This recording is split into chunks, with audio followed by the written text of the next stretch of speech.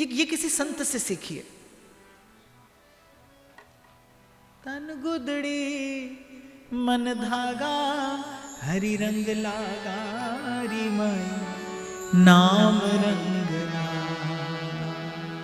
तन गुदड़ी मन धागा हरि रंग लागा री माई नाम रंग लागा। जैसे कुछ देर पहले मैंने आपसे कहा ना कि जिस स्थान में 2 व्यक्तियों के बैठने की जगह हो, वहां अगर आप 6 को बैठाएंगे तो वहां घुटन होने लगेगी। ऐसे मन में एक के रहने का स्थान है, आप खींच तान कर दोनों को बैठाने का प्रयास करते हैं, इसीलिए जीवन में सुख की सांस नहीं आती। कितने संकल्प विकल्प मन में, कितनी चिंताएं, कितनी भावनाएं एक साथ, खबर नहीं कैसे जीवन धारण करते हैं आप, कैसे जीते हैं आप, खबर नहीं। How you sustain life?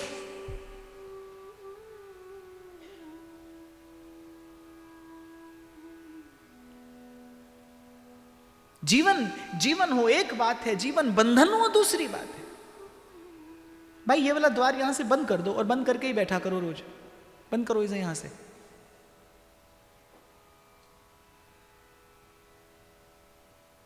और कोई खोलने को कहे तो खोलना नहीं, बंद करने का लाभ नहीं होगा। हाँ, ये नहीं कि बंद किया फिर किसी ने कहा खोल दिया।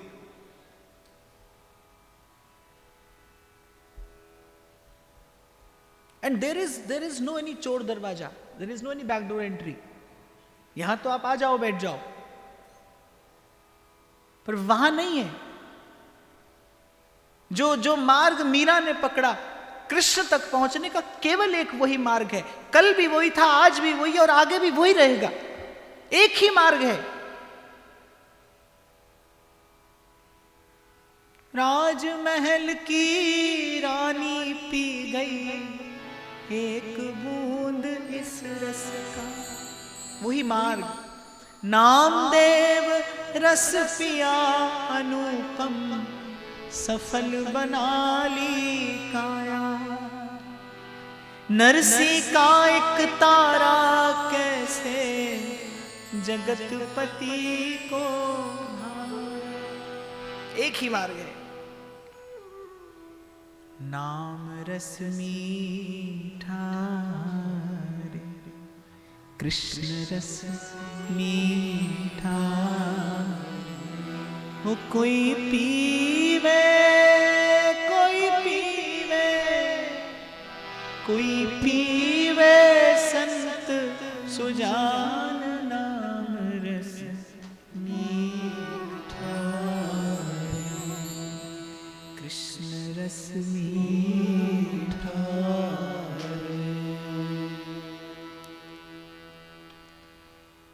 और जब चिकित्सक को यह लगे कि मेरी चिकित्सा कार्य कर गई, रोगी स्वस्थ हो गया, तो उसको एक प्रसन्नता होती। भगवान अंतर्हित हुए। जब श्री कृष्ण सन्मुख थे, गोपी स्वयं का सुमिरन कर रही थी। जैसे ही श्री कृष्ण छिपे, श्री कृष्ण का सुमिरन होने लगा। भ्रम का, द्विविधा का, द्वंद्व का रोग दूर हो गया। गोपी स्वस्थ हो गई। पूछा कौन? गोपी ने कहा तुम्हारी। श्री कृष्ण मुस्कुराने लगे। स्तवै धृता सव स्वाम विचिन्वते। और गोपी ने कहा केवल तुम्हारी ही नहीं है, केवल तुम्हारे लिए ही जीवन धारण किया है हमने, अर्थात तुम्हारे अतिरिक्त कोई और उद्देश्य नहीं है जीवन धारण करने का। कई बार आगे भी चर्चा हुई कि प्रथम दिन भी मैंने कहा कि कितनी भी सुंदर स्त्री हो, सुंदर वस्त्र आभूषण हो, नक्षिक श्रृंगार हो, पर यदि पतिव्रता ना हो तो सत्पुरुष उसका दर्शन नहीं करता। भक्ति पतिव्रता हो, भगवान के अतिरिक्त देखती ना हो कहीं और, किसी और को, भावना व्यभिचारिणी ना हो। और जब गोपी ने कहा त्वयि धृता सव स्वाम विचिन्वते, आपकी हैं और केवल आपके लिए, धृता सव स्वाम विचिन्वते, आपके लिए जीवन धारण किया है। जन्म जन्म की लगी लगन, साक्षी तारों भरा गगन है, गिन गिन श्वास आस कहती है, आएंगे गोवर्धन धारी, बिनती सुनिए नाथ हमारी, बिनती सुनिए नाथ। और जैसे ही गोपी ने ये उत्तर दिया, श्री कृष्ण को लगा कि भाई रोग दूर हो गया, हमारा रोगी भला चंगा हो गया, और श्री कृष्ण मुस्कुराने लगे। और जैसे ही श्री कृष्ण मुस्कुराए, श्री कृष्ण की उस मुस्कान का दर्शन करके गोपी कहती है, शरदुदाशय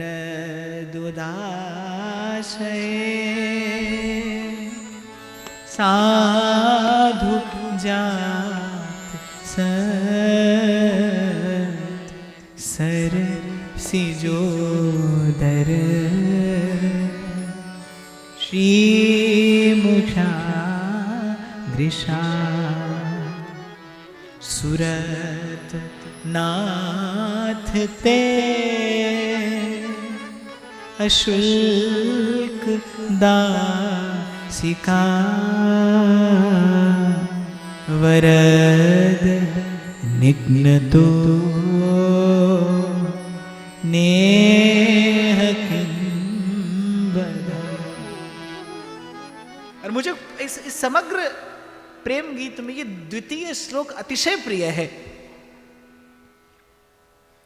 यहां से गोपी ने वार्ता आरंभ की, संवाद आरंभ हुआ। किसी कोई बहुत रूठा हो आपसे, देखता भी नहीं हो आपकी ओर, और फिर देखने लगे तो प्रेमी तो इससे भी प्रसन्न हो जाता है, भले वो देखकर अनदेखा कर दे। किसी ने कहा है अब वो बड़े खास अंदाज से, उनके अंदाज में कुछ फर्क सा तो है, उनके अंदाज में अब कुछ फर्क सा तो है, वो बड़े खास अंदाज से नजरअंदाज करते हैं। तो छिप गए थे जहां, वहां हृदय में प्रकट हो गए। गोपी को बड़ा संतोष हुआ, माने कि हम सही मार्ग पर आगे बढ़ रही हैं। कम से कम पूछा तो सही कौन, इतने में गोपी प्रसन्न हो गई कि कम से कम पूछा तो सही कौन है, परिचय तो मांगा हमसे। और जैसे ही गोपी ने सटीक उत्तर दिया, सही उत्तर दिया, ठोकर ठाकुर से मिला देती है भाई।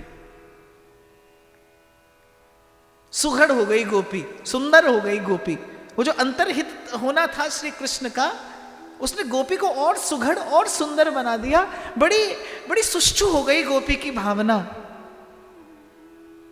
ठोक पीट थन रूप संवारो, सुघड़ बनायो जी, ठोक पीट थन रूप संवारो, सुघड़ बनायो जी। मन भमरा थारे चरण कमल पे, आलिपटायो जी, नाथ थारी शरणी आयो जी। ठोकर सुघड़ बनाती है, सुंदर बनाती है। इसलिए पुनः निवेदन करो, जीवन में प्रतिकूलता आए तो प्रसन्न ना हो सको कोई बात नहीं, क्योंकि पीड़ा में प्रसन्न होने के लिए बहुत बड़ा हृदय चाहिए। पीड़ा में प्रसन्न होने के लिए प्रेम का बल चाहिए। न प्रसन्न हो सको, कम से कम शिकवा न करना, शिकायत लेकर कभी प्रभु के सन्मुख न जाना। धन्यवाद न कर सको, ये चलेगा, शिकायत ना हो जीवन में, वो प्रेम के मार्ग को अवरुद्ध कर देती है। जब आप असंतुष्ट होते हैं तब कहीं ना कहीं आप अपनी पात्रता में छिद्र कर बैठते हैं। क्योंकि मेरा कबीर कहता है कि साहेब मिले सबूरी में, और अगर दुख की बात आए तो भाई फिर एक बार कभी किसी भक्त के चरित्र पर दृष्टिपात करना। भक्त भक्ति के बल पर क्या क्या सह जाता है। जिनके सदा अंग संग रहे भगवान, जिनके सदा सहाय रहे श्री कृष्ण, अगर आप अपनी दृष्टि से देखोगे तो उन पांडवों ने गिने चुने दिन देखे होंगे सुख के इस संसार में, गिने चुने, उंगली पर गिन सकते हैं आप वो काल। और जब जीत लिया महाभारत का युद्ध तो अभी तो विजय का नगाड़ा बजा नहीं था, अभी तो विजय श्री का तिलक धर्मराज के मस्तक पर हुआ नहीं था। उससे पहले उस आतताई अश्वत्थामा ने वो 5 पुत्र मार दिए जिनके लिए ये युद्ध जीता था। जहां से आज मैंने चर्चा आरंभ की, जहां तक बाहर सुख की परिकल्पना है केवल मति भ्रम है वो, और कुछ नहीं। सुख कभी मिलेगा तो भीतर मिलेगा, और मुझे लगता है भीतर मिलेगा तो अभी मिलेगा, भीतर मिलेगा तो अभी मिलेगा। क्यों नहीं मिलेगा? आप हैं, अंतर्यामी है, और आपके और अंतर्यामी के मध्य में यदि भावना भी है तो फिर भीतर का सुख अभी मिलेगा, इसी क्षण मिलेगा, मिल सकता है। विलंब आपकी ओर से है, द्वार आपको खोलना है।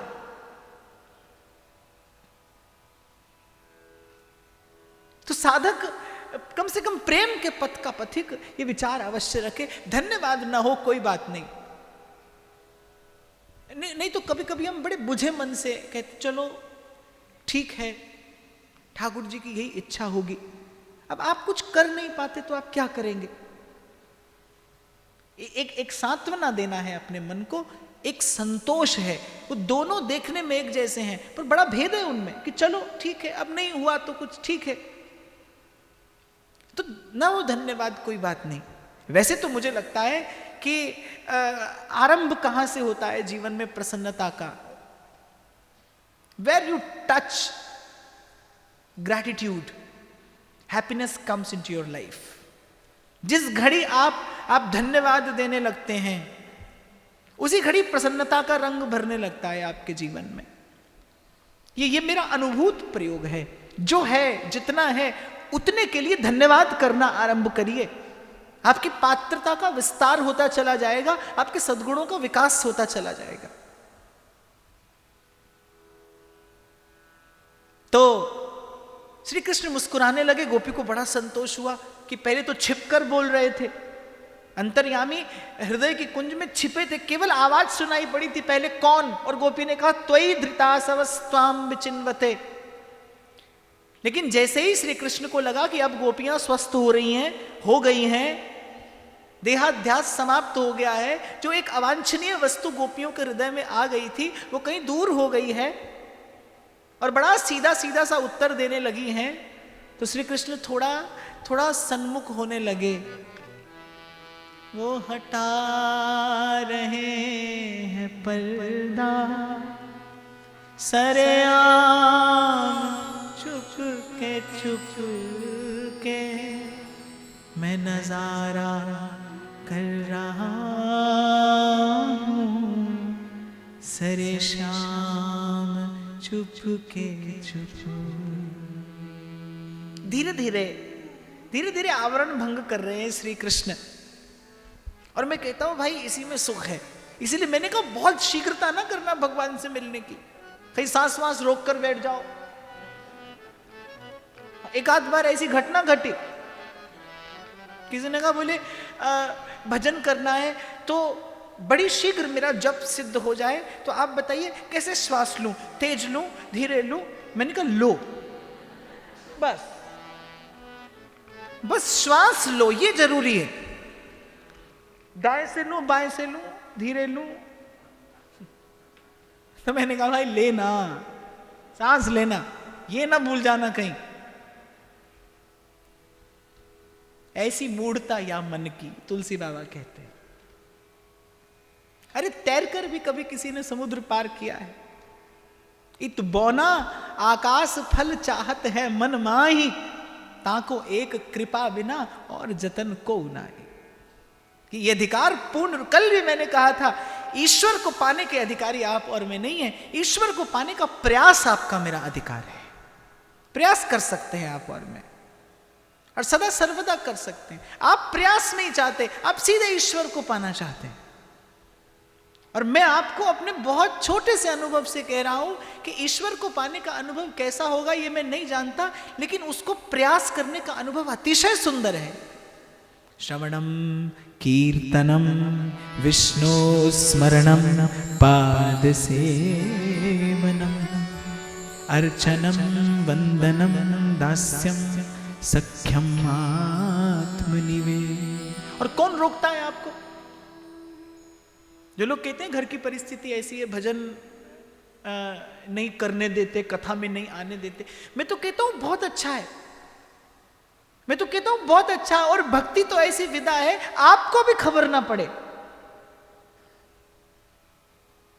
गोद में बैठा कर खिलाते हैं सूरदास बालकृष्ण को। श्रीनाथ जी जब तक सूरदास जी का स्वर नहीं सुन लेते तब तक भोग नहीं आरोगते। ऐसा बांधा है सूरदास के प्रेम के बंधन ने श्री लाल जी को। और उन सूरदास से पूछो आप कौन है, तो कह रहे हो सब पतितन को नायक। सूरदास कैसा भजन करते हैं ये सूरदास नहीं जानते। परिचय पूछो तो क्या परिचय देते हैं? सूर कहा कहे द्विविध आंधरो, सूर कहा कहे द्विविध आंधरो, बिना मोल को चेरो भरोसो, दृढ़ इन चरणन केरो भरोसो। और भाई मैंने इन्हीं संतों से सीखा है, इसीलिए मैंने कहा मैं कोई भजन करने वाला जीव नहीं हूं। और आप मुझे कोई साधु संत समझने की गलती भी ना करना। हाँ, एक बार किसी के घर गया तो देखा मंदिर में मेरा चित्र रखा हुआ था। मैंने कहा ठीक है, फोटो अच्छा आता है हमारा, तो ड्राइंग रूम में लगा लो, वहां तक तो मैं जा सकता हूं, उससे आगे नहीं। अरे भाई 4 दिन का जीवन, 2 चले गए, 2 रह गए। और वो मिला है कि नहीं मिला ये तो मैं नहीं कहता, पर गुरु की कृपा से इतना बोध अवश्य हो गया है भाई कभी ना कभी तो उसके सन्मुख जाना है। क्या मुख लेकर जाएंगे? इसीलिए आप गलती ना करना। मैं तो ठीक है, गुरुजनों की कृपा हुई, आप सबकी शुभकामना मिलती है, आप सबका सद्भाव मिलता है। मैं साधक होने का प्रयास कर रहा हूं और उसी अनुभव से आपको कह रहा हूं कि ईश्वर को पाने का अनुभव क्या है मैं नहीं जानता, लेकिन ईश्वर को पाने का जो प्रयास है वो बहुत सुंदर है। या लब्धवा पुमान तृप्तो भवति, तृप्तो भवति। भरोसो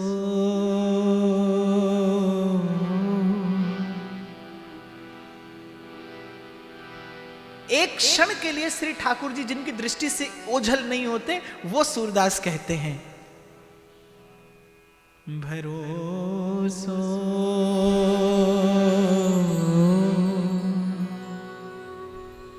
दृढ़ इन चरण के श्रीवल्लभ नख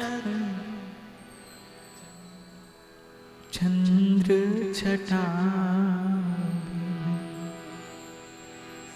श्रीवल्लभ नख चंद्र छटा सब जग माही अंधेरो दृढ़ इन चरण के भरोसो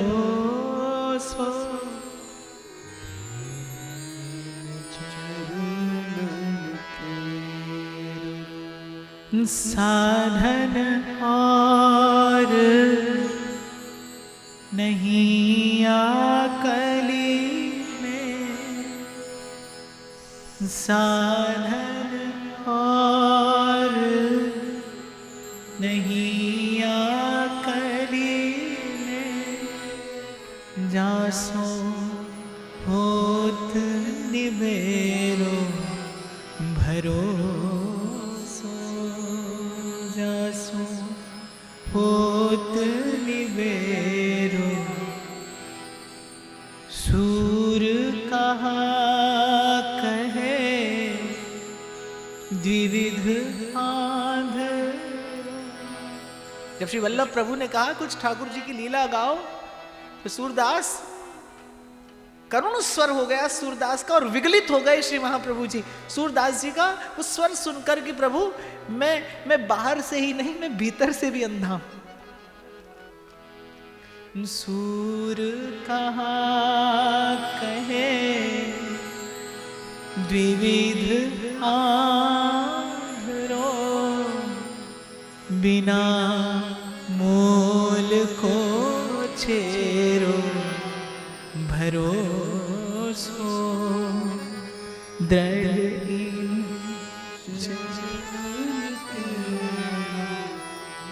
भरोसो।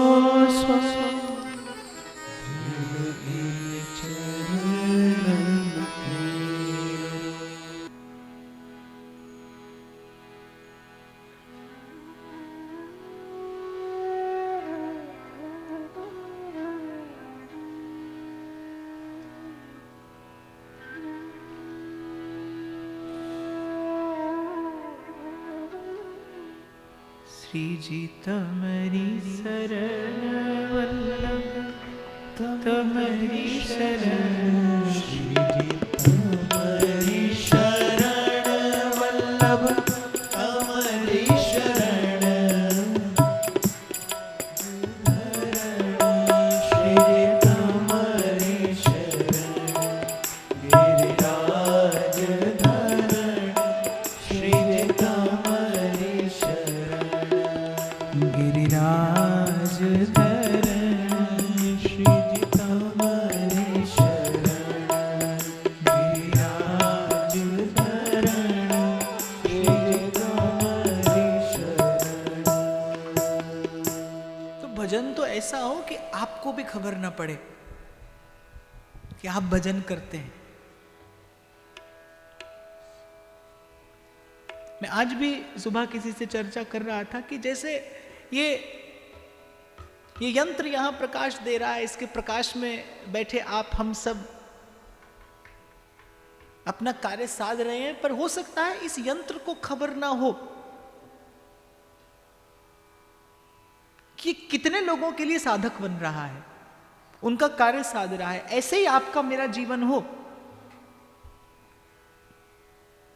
आप और मैं उसके हाथ का, उस खिलाड़ी के हाथ का खिलौना बने। आपको और मुझे खबर ना हो कि आपके मेरे जीवन से कितनों को लाभ हुआ है, खबर ना हो आपको और मुझे, इसकी खबर ना रखिए।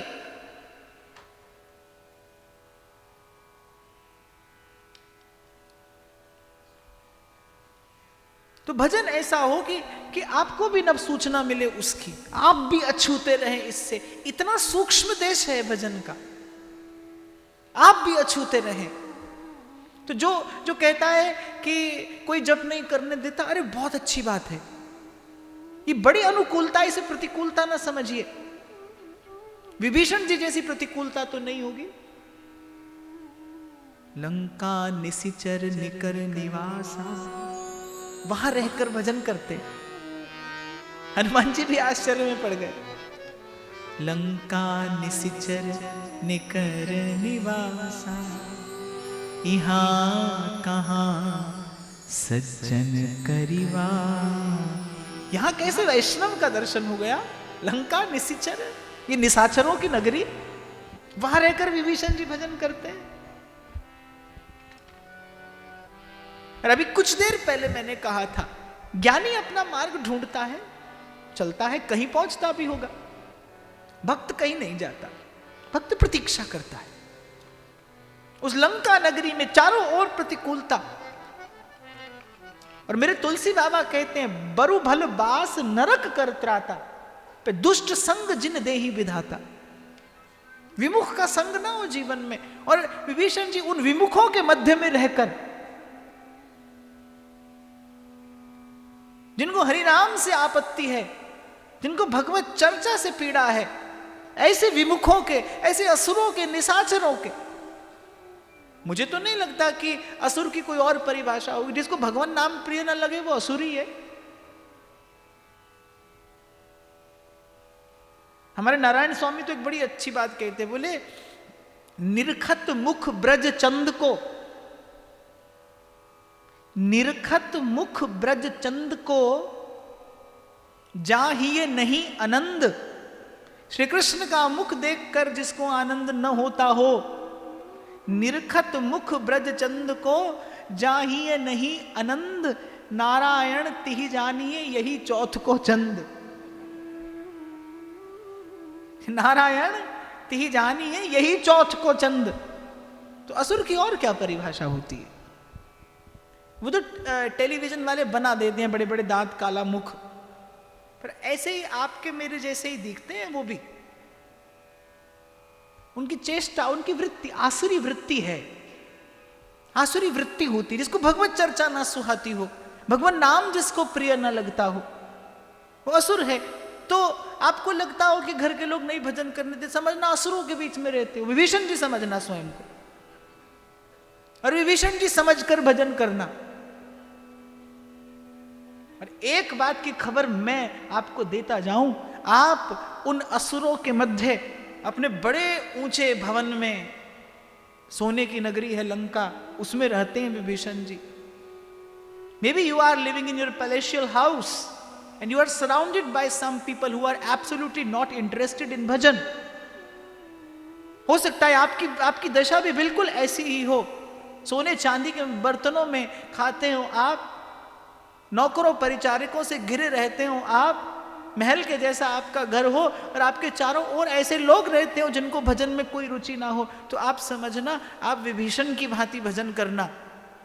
और एक खबर मैं आपको देता जाऊं, उस स्थिति में यदि आप भजन करने लगे, उस स्थिति में यदि आप भजन करते रहे, उस स्थिति में यदि आपका सुमिरन होता रहा, तो एक दिन हनुमान जी आएंगे।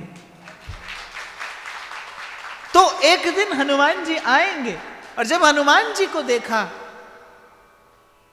विभीषण जी के मुख से सहज निकला, तात कबहु मोहि जान अनाथा, करी है कृपा भानुकुल नाथ। उलझिए मत, संसार की गुत्थी को उलझाइए मत, झगड़िए मत।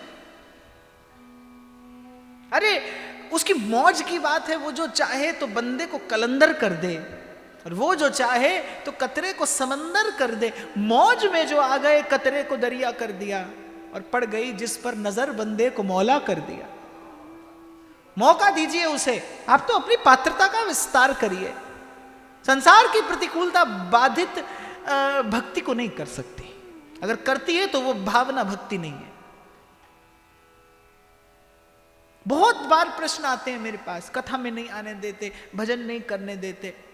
अरे कौन रोक सकता है आपको? संसार को कब से मन की आवश्यकता होने लगी?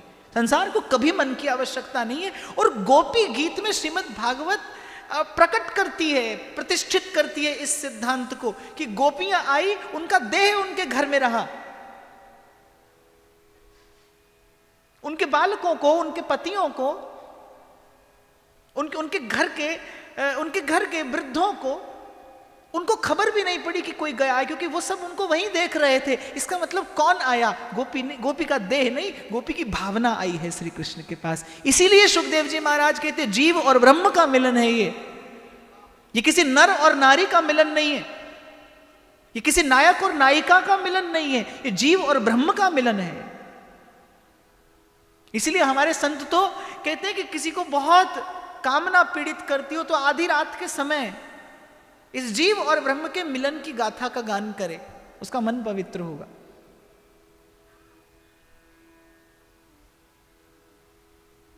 तो बहुत बार ऐसा प्रश्न होता है क्या करें? अरे संसार को मन की आवश्यकता नहीं, संसार तो तन चाहता है, संसार धन चाहता है, संसार मन नहीं चाहता, मन प्रभु चाहते हैं। हाँ, थोड़ी सी चतुराई से काम लेना। मैं कई बार कहता हूं, उसी को आता है मजा जीने का इस जमाने में, उसी को आता है मजा जीने का इस जमाने में। इधर का लगता रहे और उधर का हो जाए, इधर का लगता रहे उधर का हो जाए। और अपनी गाड़ी बिल्कुल उल्टी चलती है, लगते हैं बस उधर के ही, वहीं से आए हैं वहीं जाएंगे। दिल में है ख्वाहिशे हूरो जन्नत और जाहिर में शौके इबादत। लाख चेहरा सही चांद जैसा, पर दिल के कालों से अल्लाह बचाए। हाँ? मीर तो कहता है कि इन मजहबी अमीरजादों से जरा कम मिलाकर अमीर, इन मजहबी अमीरजादों से जरा कम मिलाकर अमीर। और मैं मीर से पूछे बिना एक शब्द बदल दिया मैंने। मैं कहता हूं इन मजहबी अमीरजादों से बिल्कुल मत मिलाकर अमीर। हम भी गरीब हुए हैं इन्हीं की दौलत पाके, हमने भी इन्हीं के पीछे चल के जीवन गंवाया है। इसीलिए आपको चेता रहा हूं बाप, श्रद्धा और विश्वास किसी को भेंट करने में शीघ्रता न करना।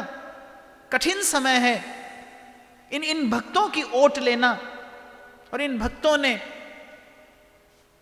ने एक सीधा सा मार्ग दिया है। नाम रंग लागा माई श्याम रंग लागा, नाम रंग लागा माई श्याम रंग लागा, नाम रंग लागा माई श्याम रंग लागा, नाम रंग लागा माई श्याम रंग लागा,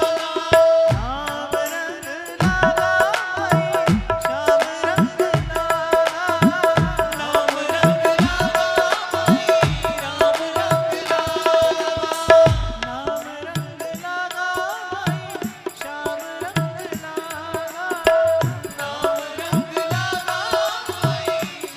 रंग And what I was exactly talking about, the technique of devotion is this exactly. इधर का लगता रहे उधर का हो जाए। संसार को उधर का होने में परेशानी नहीं है। आप घोषणा कर देते हैं अपनी भक्ति की, लगाकर सुंदर तिलक, सजाकर माला, आप ढिंढोरा पीट देते हैं अपनी भक्ति का। छुपा कर रखिए, दुरा कर रखिए, प्रदर्शन की वस्तु नहीं है, चौक चौराहे पर गाए जाने वाली गाथा नहीं है ये। अपने मन से भी छिपा कर रखिए इसे। आप भजन करते हैं, आपको भी खबर ना पड़े, बच के निकलिए इससे।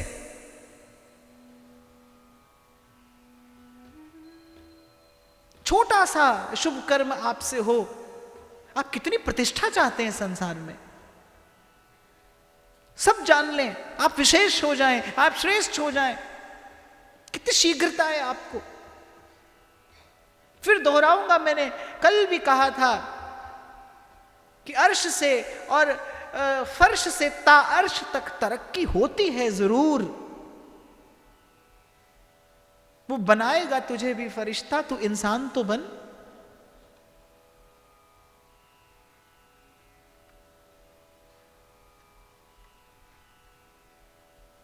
गोपी आगे जाकर कहेगी कि हे कृष्ण, हमने तुम्हारा भजन किया और उस भजन के बल से हमने तुम्हें पाया भी, लेकिन हमारा प्रयास भी अपूर्ण था, इसीलिए हमारी प्राप्ति भी अपूर्ण रही। हमने तुम्हें पाया भी और हमने तुम्हें खोया भी।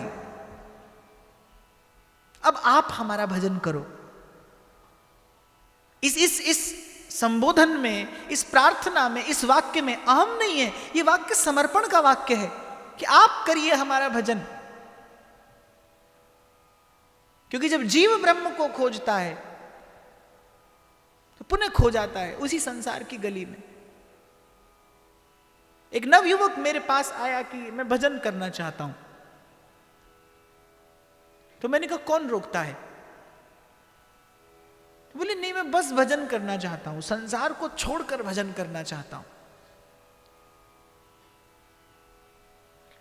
तो मैंने कहा मैंने सुना तो था चांद पर भी प्लॉट बिक रहे हैं, पर अभी तो वहां पे ऐसी कोई व्यवस्था नहीं, कहां जाओगे? मैंने कहा कहां जाओगे? संसार को छोड़कर माने क्या? मैंने कहा कहीं रहोगे नहीं, कुछ खाओगे नहीं, कुछ पहनोगे नहीं, क्या नहीं करोगे, कहां जाओगे? और फिर दूसरी बात, जिसे जाना होता है वो किसी से पूछने नहीं आता, वो किसी से पूछने नहीं आता। राजमहल की रानी पी गई एक बूंद इस रस का हो भैया रे, एक बूंद इस रस का।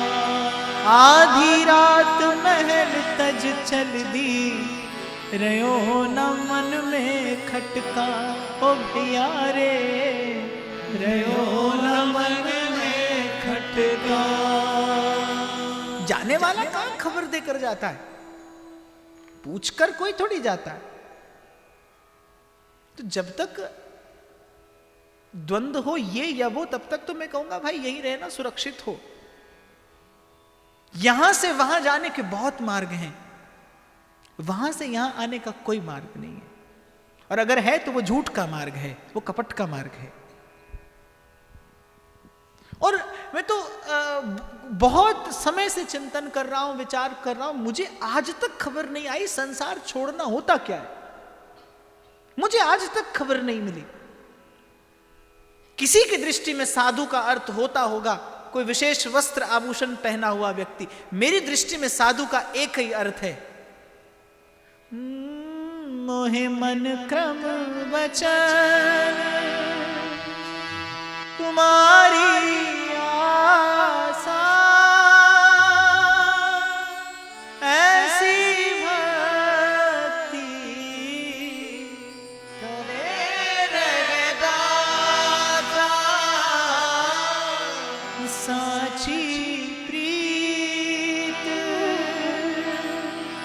जो तुम समझो,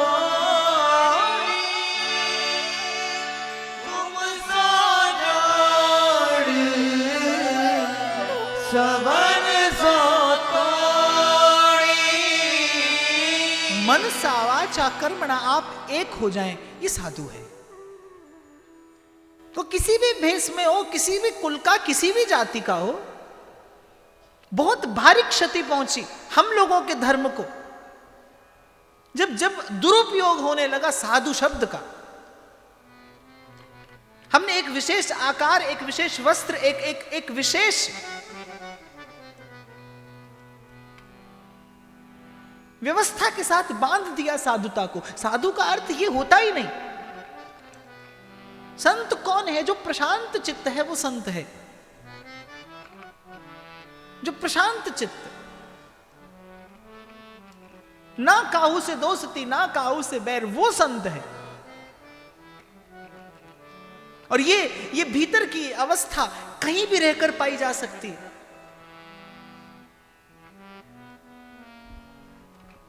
और आपको लगता है हम बड़े बैरागी हैं, तो गलत फहमी है दूर कर लेना। मैं बताता जाऊं आपको, और मुझसे कोई पूछे when there is no green room in your life then you are a साधु। खुली किताब जैसा जीवन, ट्रांसपेरेंट लाइफ, आर पार दिखाई पड़े किसी को, वो साधु है। जिसके जीवन में छुपाने के लिए कुछ ना हो, वो साधु है। जो अपने अवगुण डंके की चोट पर सुना सके संसार को, वो साधु है। जिस तन दियो ताही बिसरायो, ऐसी नमक हरानी, मौसम कौन कुटिल खल। जो अपने अवगुण डंके की चोट पर कह सके, वो साधु है। आर पार दिखाई पड़े जिसका जीवन, वो साधु है। जिसके जीवन में छिपाने दुराने के लिए कुछ ना हो, वो साधु है। मनसा वाचा कर्मणा एक हो, वो साधु है। मनस्य एकम वचस्य एकम कर्मण्य एकम स साधु। और अतिशयोक्तिपूर्ण लगे भले मेरा वाक्य, पर मैं ऐसा समझता हूं भारत की भूमि पर जिसे मनुष्य का जन्म मिला है वो साधु होने योग्य है, किसी भी धर्म का हो, किसी भी कुल का हो, वो साध सकता है स्वयं को। और साधु की भूमिका में साधक है, साधक बीज है और साधु फल है।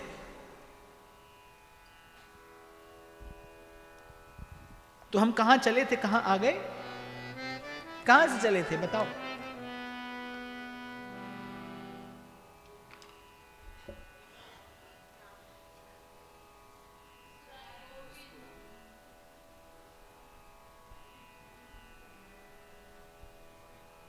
और थोड़ा प्रयास करो, आसपास तो हो आप।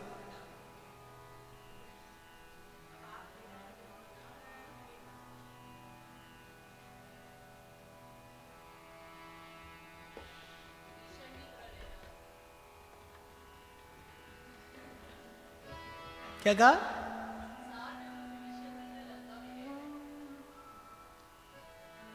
And don't you think that it's a good idea? It is.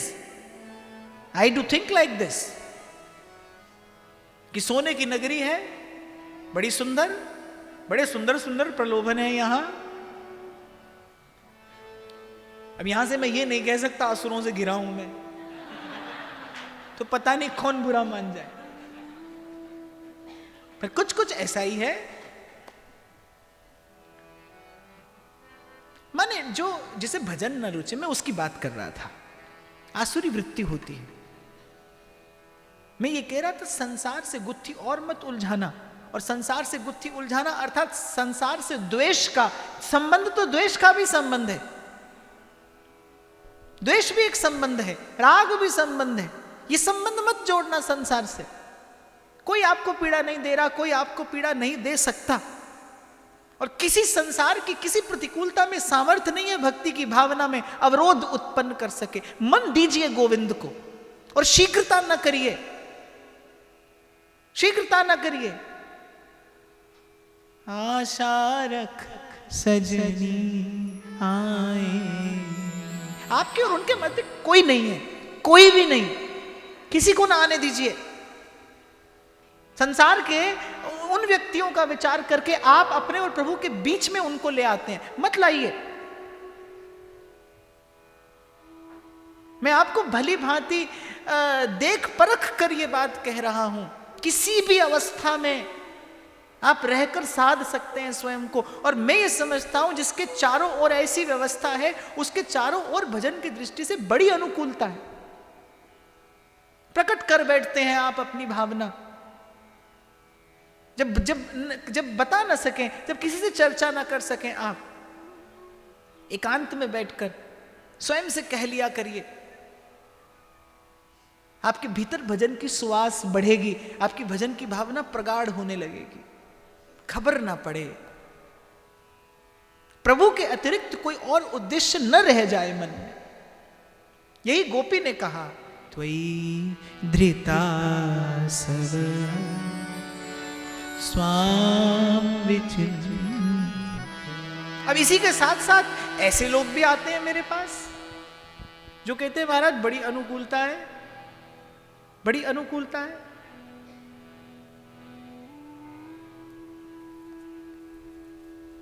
अब तो पति भी नहीं रोकते, अब तो सब अनुकूल है, बड़ी अनुकूलता है।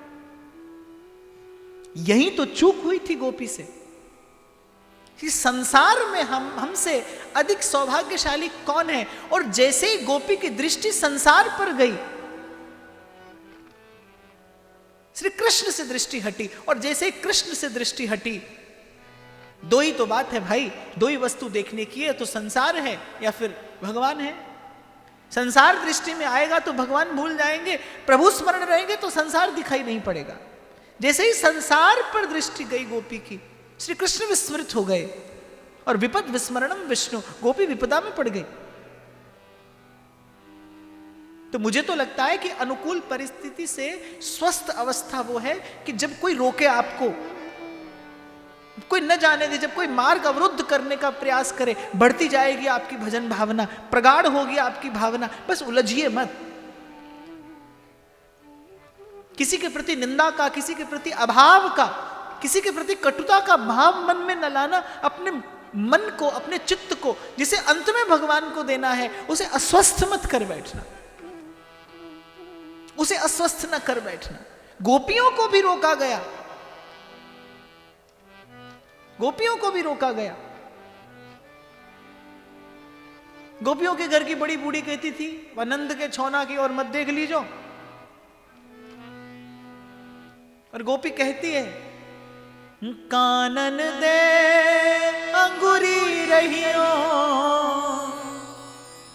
मुरली जब मंद वो कान बजई है, मायरी वाह मुख की मुस्कान, संहारी न जई है, न जई है, न जई है। लखी जिन लाल की मुस्कान, तिने बिसरी वेद विधि सब पाठ पूजा ज्ञान, जोग संजम रुचत नाही और गीता ज्ञान, धरत है पग और परत कितहूँ, सुधी नाही धन धाम की। वो तेरी मंद मंद मुस्कनिया पे, बलिहार प्यारे जो, मैं बलिहार प्यारे जो। और हर युग में, और मुझे तो भक्तों का चरित्र दर्शन करके ऐसी ही अनुभूति होती है, हर युग में भक्त के मार्ग पर अवरोध उत्पन्न करके ही श्री ठाकुर जी ने भजन भावना का विस्तार किया है, भक्त का यश बढ़ाया है भगवान ने, उसकी भावना में, उसके मार्ग में अवरोध उत्पन्न करके। आपको छोटा सा उदाहरण देता हूं, आपको समझ में आएगा। एक पानी बहता है, मार्ग बना दिया आपने, a cemented way for the water flow, नाला कहते हैं उसे, सीधा सीधा सा रास्ता है, जल बहता चला जाता है। और एक स्थान पर पानी गिरता है चट्टानों को तोड़कर, it's a waterfall. One is water flow and that is a waterfall. बड़ी दूर दूर से देखने के लिए जाते हैं उसकी सुंदरता। वो जिसने चट्टानों को काट कर अपना मार्ग बनाया है, उस गिरते हुए जल की सुंदरता देखने के लिए प्रकृति प्रेमी बड़ी दूर से चलकर जाते हैं। जीवन भी बिल्कुल ऐसा ही है, बहुत अनुकूलता रहे। मैं तो कई बार सोचता हूं, आसान जिंदगी मुश्किल होती है कि मुश्किल जिंदगी आसान होती है। मुझे ऐसा लगता है कि आसान जिंदगी मुश्किल है, मुश्किल जिंदगी आसान है। एक शायर बड़ी खूबसूरत बात कहता है कि वो इश्क जो हमसे रूठ गया, अब उसका हाल सुनाए क्या। कोई रहम नहीं, कोई सितम नहीं। बोले न रहम है न सितम है, तो फिर सच्चा शेर सुनाए क्या। कोई रहम नहीं, कोई सितम नहीं, फिर सच्चा शेर सुनाए क्या। उसके पास क्या सुनाने को है और क्या गाने को है। बार बार जब आई प्रतिकूलता, हर बार मीरा की भावना और सुंदर होकर निकली। उन शब्दों में भाव का बल और बढ़ा। पहुंचने लगे वो शब्द श्री कृष्ण के कान तक, जब गाती थी मीरा, सांवरा हमारी प्रीत निभाजो, ओ गुण मारा बिसरा जो जी, ओ गुण म्हारा बिसरा जो जी सांवरा म्हारी प्रीत निभा जो जी। मैं तो थारी चरणन दासी म्हारा घर आंगन आजो जी। मीरा के प्रभु समरथ स्वामी बेड़ा पार लगा जो जी सांवरा हमारी प्रीत निभा जो जी सांवरा हमारी प्रीत निभा।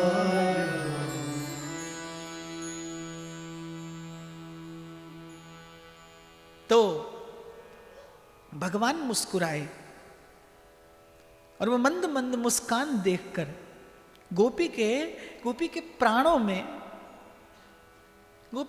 में संचार हुआ एक प्रसन्नता का कि चलो कम से कम हमारी ओर देखा तो सही, और देखा भी कैसे, मुस्कुराकर देखा।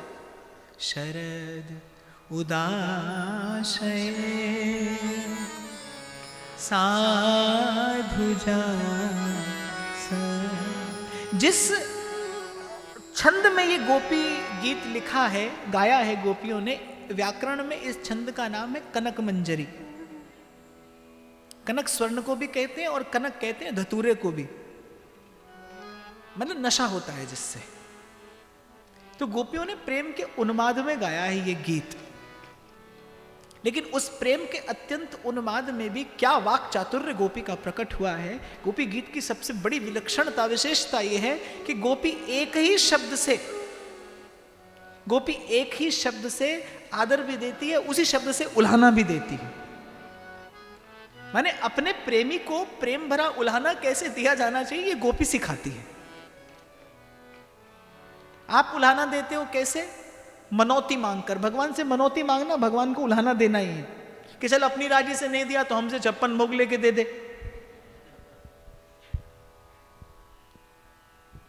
मुझे तो प्रार्थना कॉन्स्पिरेसी लगती है आपकी, मैं सच कहूं षड्यंत्र लगता है मुझे। षड्यंत्र की बू आती है प्रार्थना में से। कैसे भूल जाते हैं आप? बिन बोले सब किछ जानता, किस आगे कीजे अरदास। जो प्रार्थना करता है वो भगवान के स्वरूप को भी नहीं जानता, भगवान के स्वभाव को भी नहीं जानता। जानता हो तो प्रार्थना संभव नहीं है। किससे प्रार्थना कर रहे हैं आप? जो आपको आपसे अधिक जानता है, जो आपको आपसे अधिक जानता है। अब तीर तलवार लेकर तो आप जा नहीं सकते, तो आप क्या करते हो? प्रार्थना के ये शब्द लेकर जाते हो। प्रार्थना नहीं है, ये षड्यंत्र है। और बहुत से महानुभाव तो ऐसे समझते हैं, बोले हमने मांगा और उन्होंने दे दिया। ऐसा होता नहीं। भले बिहारी जी नाराज हो जाए मुझसे, क्योंकि वो आते जजमान रोक दिए हमारे, पर आप ऐसा समझना नहीं कि फूल बंगला लगाया, 56 भोग लगाया और ये मिल गया। नहीं भी लगाते तो मिलता, भाग्य का लिखा था, मिलता ही। और कम से कम करुणा निधान प्रभु के हाथ से आपको कुछ भी मिले, संसार और विकार तो नहीं मिल सकता। प्रभु कभी नहीं देंगे आपको, अपने हाथ से संसार नहीं देंगे। एक माँ अपने हाथ से जलता हुआ अंगारा उठाकर बालक को कैसे दे देती है? कैसे दे सकती है? जिससे आपका अहित हो वो वस्तु भगवान आपको कैसे दे देंगे? आप भले मांगते रहिए, क्योंकि आप अबोध हैं, आप नहीं जानते। बालक अबोध बालक मांगता है, न मांगने न पाने योग्य वस्तु मांगता है, पर मां दे नहीं देती। आवश्यकता पड़ने पर 2 चपत लगाती है, झिड़क देती है, लेकिन वो वस्तु जिससे बालक का अहित हो अपने हाथ से उठाकर नहीं देती। इसलिए भ्रम न रहे मन में कि मांगने से संसार मिल जाता है। नहीं मिलता। तो कर्म प्रधान विश्व करी राखा, जो जस करई सो तस फल चाखा। अब प्रार्थना हो अगर तो फिर सर्व के हित की प्रार्थना हो। प्रार्थना शब्द का औचित्य ही यही है कि प्रार्थना सद्भाव लिए हो, प्रार्थना परमार्थ लिए हो, स्वार्थ लिए नहीं। अपनी करुणा का जल तू बहा दे, कर दे पार हर एक मन का को। ये प्रार्थना है। सर्वभूत हिते रता, गीता में भगवान कहते हैं ये प्रार्थना है। प्रार्थना का रंग भरना हो जीवन में। आप भगवान से प्रार्थना करते हैं हमारे घर बरसात हो जाए, वो चाहे भी तो तुम्हारे घर कैसे बरसात होगी? वर्षा हो ये तो प्रार्थना है। आप कहते हो हमारे घर वर्षा हो। माता कहे कि मेरा बालक भजन करे। अरे एक बार प्रभु से कहो सब बालक भजन करें, और विश्वास रखना सब करे नहीं करे तुम्हारा करने लगेगा। प्रार्थना करने की भी तो एक विधि है, एक युक्ति है। मैं प्रार्थना को व्यर्थ नहीं कह रहा, लेकिन आपकी प्रार्थना का विषय, the content of your prayer is contaminated. That's why it's never accepted. That's why it's never accepted, because the content is not healthy. प्रार्थना स्वार्थ की बू लिए हो तो प्रभु के द्वार तक प्रकृति पहुंचने नहीं देती, बीच से लौटा देती। गोपी ने मुस्कुराते हुए भगवान देखे, उसके आशा का संचार हुआ।